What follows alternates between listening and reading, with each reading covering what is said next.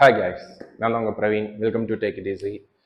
ஒரு வாரமாக எந்த ஒரு அப்டேட்ஸுமே வந்திருக்காது அண்ட் வீடியோஸ் எதுவுமே நானும் அப்லோட் பண்ணல. ஏன் அப்படின்னா எஸ், உடம்பு சரியில்லைங்க. சளி, காய்ச்சல், உடம்பு வலி எல்லாமே அட்டாக் பண்ணிருச்சு. ஸோ ஓரளவுக்கு இப்போ கொஞ்சம் ரெடி ஆகிட்டேன். ஸோ அதனால் இன்னைக்கு ஒரு அவேர்னஸ் வீடியோ மாதிரி கொடுத்துடலாம். ஏன்னா இப்போ பார்த்துட்டிங்கன்னா நம்ம எது எக்ஸ்பெக்ட் பண்ணுறோமோ அதை தவிர மற்ற எல்லாமே நடக்குது. ஸோ அதே மாதிரி தான் இப்போ இந்த சீசனில் எல்லாருமே எக்ஸ்பெக்ட் பண்ணி நடவு பண்ணிட்டு இருக்கீங்க. ஸோ அதுக்கு ஆப்போசிட்டாக ஒன்று நடந்துட்டு இருக்கு. எஸ், வெயில்.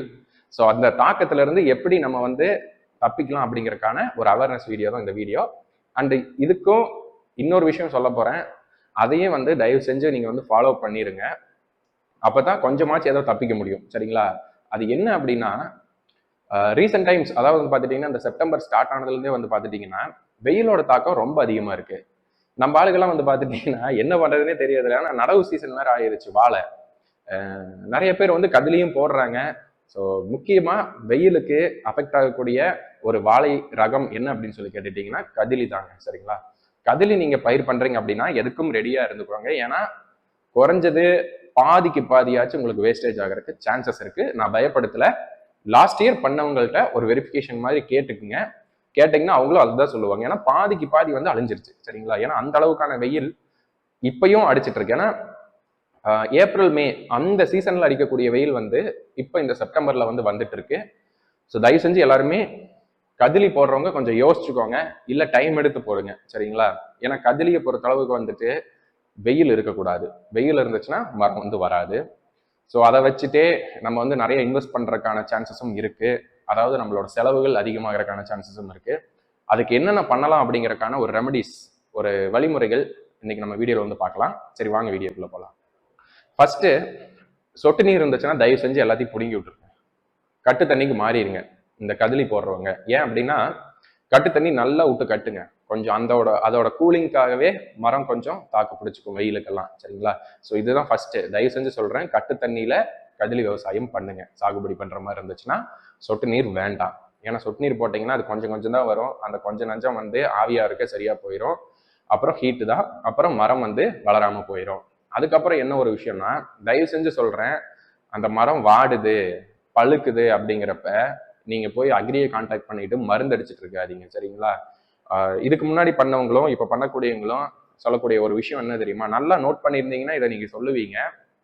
மழை வந்தா நம்ம கண்ணு கொஞ்சம் தெம்பாயிக்கும் சாமி அப்படிம்பாங்க. சரிங்களா? வாழைக்கண்ணு இல்ல எந்த பயிரா இருந்தாலும் சரி, ஒரு மழை பெஞ்சிச்சுன்னா தெம்பாயிக்கும் அப்படின்னு சொல்லுவாங்க. ஏன் தெம்பாகுது அப்படின்னு சொல்லி கேட்டுட்டீங்கன்னா, அந்த மழை தண்ணி ஸ்ட்ரெயிட்டா நேரா குருத்துல இறங்குது. அதனால மரம் நல்ல ஒரு பிரிஸ்க் ஆயிரும். சரிங்களா? அந்த மழை பெஞ்சதுக்கு அப்புறம் ஒரு 2 நாள் கழிச்சு பாத்தீங்கன்னா மரமே கொஞ்சம் நல்லா இருக்கிற மாதிரி தெரியும். அதுக்கு முக்கிய காரணம் ஸ்ட்ரெயிட்டா குருத்துல அந்த தண்ணி இறங்குறது தான். நீங்க என்ன பண்றீங்க அப்படின்னா, மருந்து அடிக்க வேண்டாம், எதுவும் அடிக்க வேண்டாம். ஜஸ்ட் அந்த ஸ்ப்ரேயர் எடுத்து மாட்டிங்க.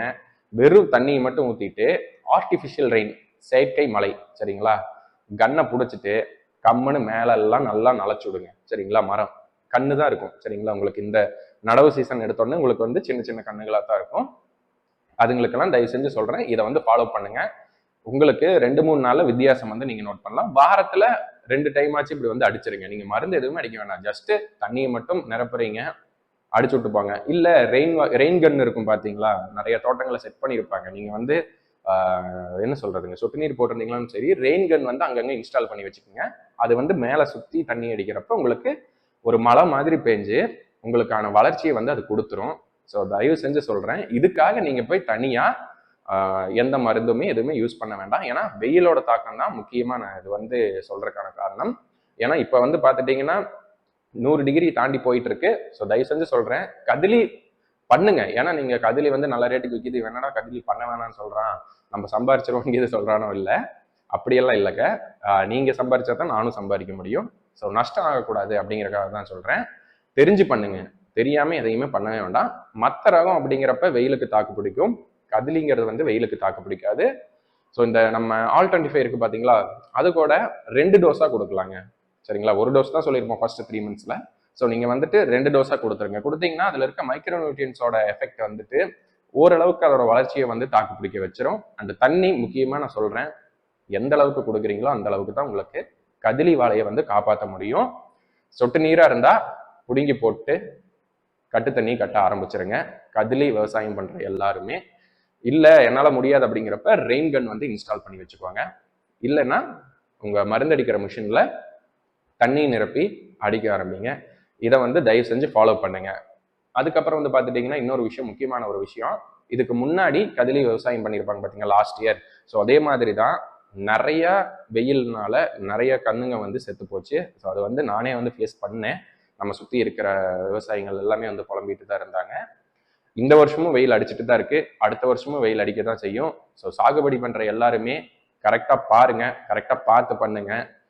எந்த டவுட்ஸ்னாலும் கீழே இருக்கக்கூடிய நம்பருக்கு வந்து காண்டாக்ட் பண்ணுங்க. என்னால் முடிஞ்ச அளவுக்கு ஹெல்ப் பண்ணுறேன். ஃபர்ஸ்ட் ஸ்டெப்பு, கட்டு தண்ணி இருந்துச்சுன்னா கட்டு தண்ணியிலே கட்டுங்க. சொட்டு நீர் இருந்தாலும் கட்டு தண்ணிக்கு மாறிடுங்க.